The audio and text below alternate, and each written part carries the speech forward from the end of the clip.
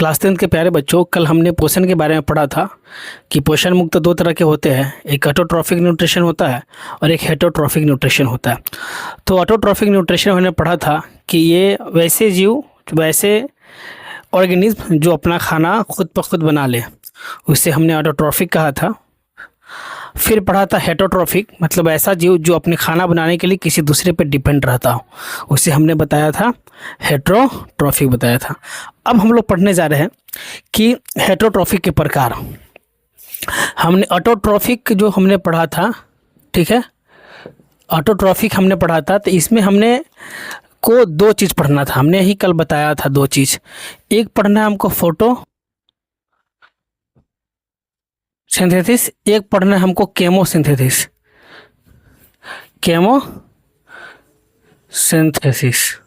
Chemosynthesis तो photo प्रकाश संश्लेषण और एक केमोसिंथेसिस पढ़ना था हमको।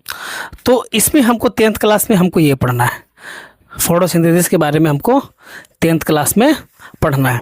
फिर थोड़ा सा केमोसिंथेसिस के बारे में किसी किसी बुक में दिया हुआ है, तो केमोसिंथेसिस भी थोड़ा सा हम लोग पढ़ लेंगे। तो अब हम लोग पढ़ने जा रहे हैं ऑटोट्रॉफिक के बारे में पढ़ लिए, हेटरोट्रॉफिक का प्रकार पढ़ने जा रहे हैं, ठीक है। तो फिर हमको लिखना है हेटरोट्रॉफिक न्यूट्रिशन, हेटरोट्रॉफिक न्यूट्रिशन, ठीक है। देखिए हेटरोट्रॉफिक ये दो शब्द से मिलकर बना हुआ है, दोनों ग्रीक वर्ड से मिलकर बना हुआ है। तो हेटरोट्रॉफिक, तो हेट्रो दो शब्द से मिलकर बना हुआ है।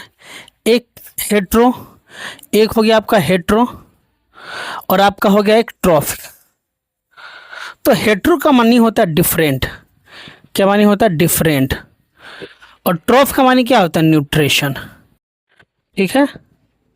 न्यूट्रिशन होता है मतलब डिफरेंट न्यूट्रिशन, यानी कि इस तरह के जीव हेटरोट्रॉफिक उसे कहते हैं, वैसे जीव जो अपना खाना बनाने के लिए किसी दूसरे पे डिपेंड रहता है, उसे क्या कहते हैं हेटरोट्रॉफिक कहते हैं। वो अपना खाना खुद ब खुद नहीं बना सकता, ठीक है। ये हमने पढ़ा। फिर ये हमने पढ़ लिया हेटरोट्रॉफिक किसे कहते हैं। हेटरोट्रॉफिक दो सबसे मिलकर बना हुआ ट्रो, हेट्रो और ट्रॉफ, ठीक है।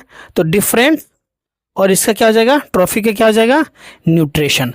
अब हम लोग पढ़ने जाते हैं कि कितने प्रकार के होते हैं हेटरोट्रॉफिक न्यूट्रिशन, कितने प्रकार के होते हैं। तो इसमें हम लोग सबसे पहले पढ़ेंगे पैरासाइट। ये तीन तरह का होता है। एक होता है पैरासाइट, पैरासाइटिक न्यूट्रिशन। एक होता है फिर होलोजोइक, क्या होता है होलोजोइक होता है, होलोजोइक न्यूट्रिशन। एक होता है सेप्रोफाइटिक न्यूट्रिशन, सेप्रोफाइटिक न्यूट्रिशन, ठीक है, न्यूट्रिशन। तो इतने तरह के हमको पढ़ना है। सेप्रोफाइटिक न्यूट्रिशन भी पढ़ना है हमको, पैरासाइट पढ़ना है, फिर होलोजोइक पढ़ना है, फिर सेप्रोफाइटिक पढ़ना है।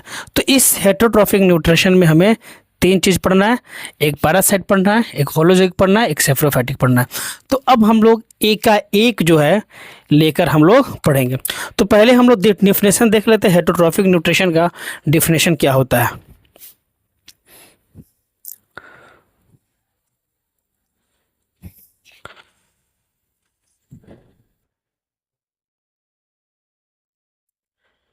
Heterotrophic nutrition,